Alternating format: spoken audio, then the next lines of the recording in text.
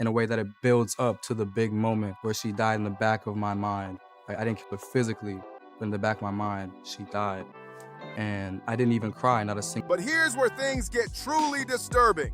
There's actual footage from right before Celeste disappeared, showing D4VD at a local hardware store buying tools a private investigator later described as sadistic. And guess what?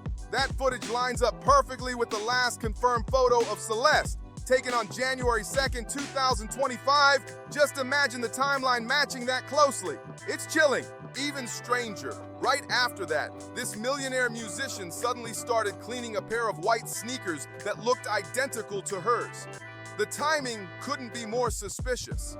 By the time police finally towed that Tesla on September 5th, it had already been sitting on Bluebird Avenue for nearly a month, ticketed for a 72-hour parking violation. Tow yard employees were the first to report a horrible stench, and when detectives opened the hood, the case exploded across the internet overnight. Celeste's family later told TMZ their daughter had been dating a man named David long before the Tesla was even found, and it turned out David was D4VD all along. You want to shut the door? Wait for me, because I'm going to keep you covered. Wait.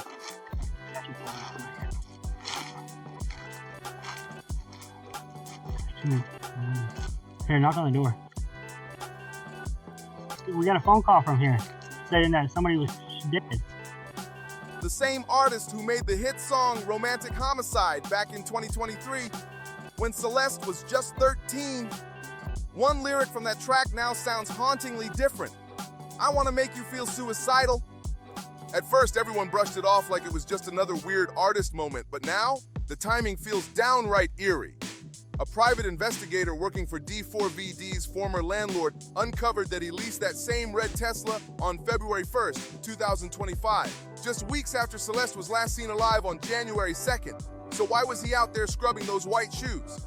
I got another one because I got a picture on TMZ of this other kid exchanging stuff with the rapper who we alleged did this stuff. Hold on a second, because he's also in my classroom.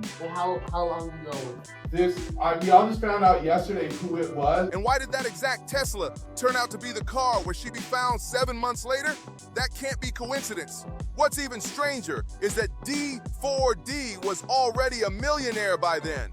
If those shoes were dirty, he could have tossed them, burned them, or hired someone to clean them. But no, he chose to do it himself. Every little detail he left behind seems to trace right back to Celeste, and it's haunting. While police stayed silent, D4VD's own social media started exposing his mindset. On TikTok and BandLab, he posted things like, "I miss her," followed by a meme caption, "Me if I see her talk with other dudes."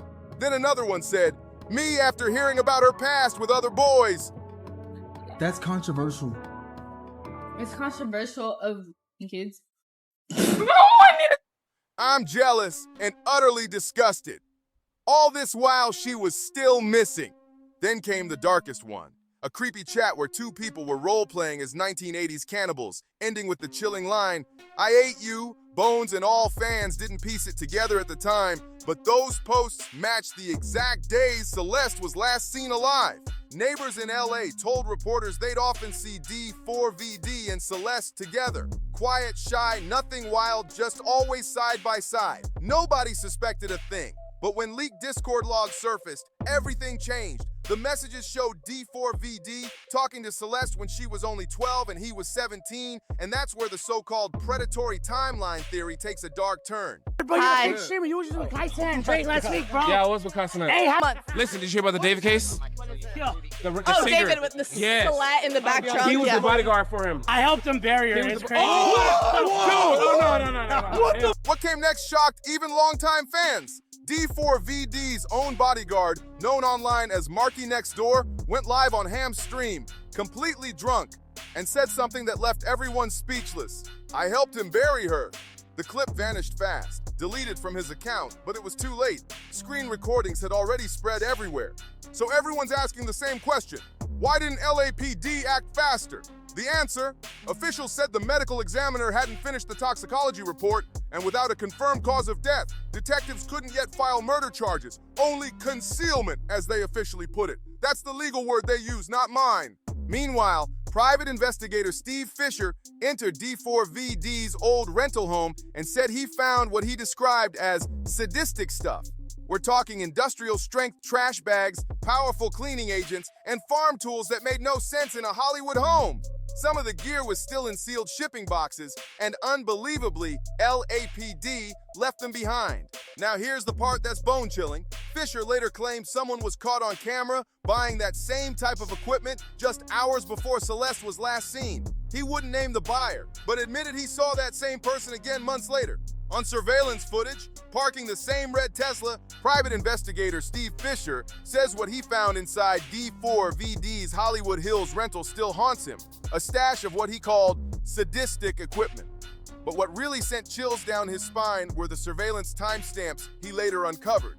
They allegedly showed a man matching D4VD's height, build, and walk, buying the exact same brand of heavy-duty supplies the night before Celeste's disappearance on January 2nd. That timing is terrifying. There's no official LAPD confirmation yet, but Fisher swears the purchases perfectly match what he later documented in the house: industrial-strength trash bags, strong cleaning chemicals, and electrical tools that belonged on a farm, not inside a Hollywood mansion. According to Fisher, the alleged clip came from a hardware store security camera, time-stamped about 12 hours before Celeste's final confirmed sighting. The man in the footage paid cash, kept his head down, and wore a black hoodie with a small embroidered rose on the chest, a detail that now feels haunting. When reporters pressed LAPD for answers, a spokesperson said they can't discuss ongoing evidence. Still, Fisher claims his team already turned over the footage, and now Celeste's family's lawyers are pushing to subpoena the store's full transaction records. Here's where it gets even creepier. This all happened right after D4VD leased that same red Tesla on February 1st, just weeks after Celeste went missing. By then, she was already gone. Later, TMZ confirmed something that made fans skin crawl. Both Celeste and D4VD had matching shh tattoos on their right index fingers. Rihanna made that tattoo iconic back in 2008.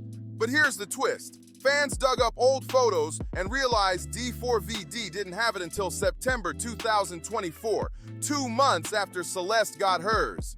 That detail suddenly looks way too personal to ignore. When Celeste's body was discovered and she had that same matching tattoo, the internet exploded. People began calling it D4VD's silent confession. Things spiraled fast when users dug up an old photo showing a van with her name on his license plate. Then a teacher stepped forward, admitting he'd known about their relationship but never reported it. That's when it stopped being rumor and started looking like a pattern. A chain of adults who looked the other way while everything went down.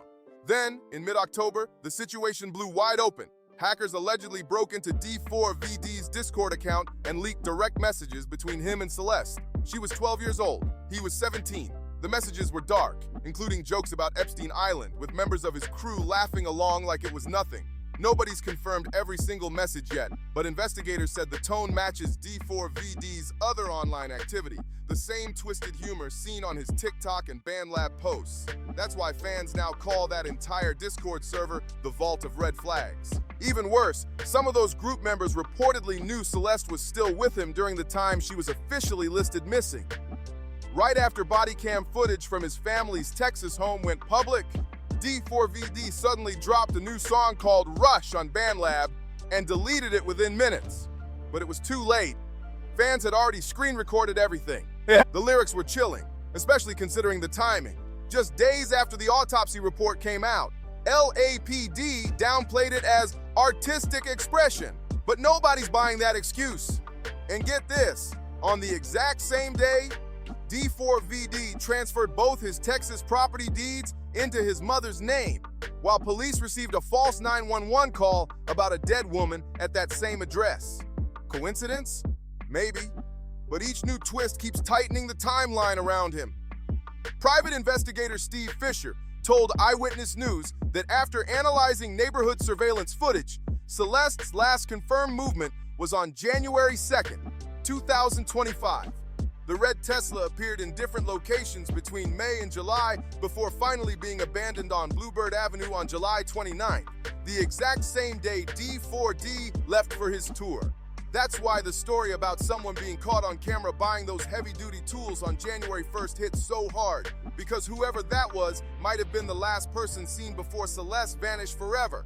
If it's ever proven to be him, then this case goes from tragic to absolutely horrifying. Surveillance cameras allegedly caught the same man, matching D4VD's build, parking that same red Tesla 7 months later, just 2 weeks after Celeste Rivas was reported missing. Then comes another shocking twist. In April 2024, a private investigator discovered a Build-A-Bear certificate dated April 21st, signed to Esmeralda, found inside D4VD's old bedroom. The same day, D4VD himself posted a video on social media from Six Flags tagged Roller Coaster Day. Guess what? There's a Build-A-Bear workshop inside that exact park. Common sense says Celeste was there, and she likely brought along her friend Esmeralda. But here's where it gets disturbing. Six Flags requires anyone under 15 to have a chaperone over 21. Celeste was only 13, so who signed them in? According to the private investigator, there's security footage allegedly showing D4VD near the park's entrance that same day, wearing the exact same hoodie seen in the earlier hardware store footage, the one from the deadly gear purchase. If that turns out to be real, it means the very man whose car would later hold her body was already acting as her legal guardian in public, months before she vanished, and nobody stepped in to stop it. By June, things got even stranger. A new video surfaced, Celeste backstage after D4VD's June 27th concert, casually talking with his brother like everything was normal. Just 2 months later, she was gone. Fans started replaying his 2023 hit, Romantic Homicide, and the lyrics suddenly hit differently. I'm scared of the dark, but I'm more scared of her heart. What once sounded poetic now sounds like a confession written right in plain sight.